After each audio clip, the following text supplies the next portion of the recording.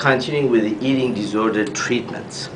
On the previous session, we discussed the issue with the object relationship. The object relationship is extremely important, to my opinion, with regard to the ability of a human being to continue and repeat the relationship and the way this unit has learned how to deal with previous relationships in his or her life, and then repeat that throughout the course of his or her life in order to complete and then have a control over and to conquer and to change those problematic relationships in this relationship.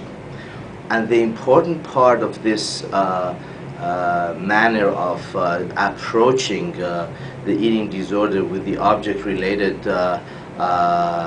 theory is that based on the fact and the premise and the theory that since we have had conflicted relationships with early objects in our lives, which is our parents, our father, mother, older brother, older sister, related issues with foster parents, the first and important people in our lives, since we've had problems and conflicts in those relationships, which has been the base for our knowledge about how to relate to people, then we have learned how to deal and relate with food, which is another substance, an object that we can have control on and have a relationship with.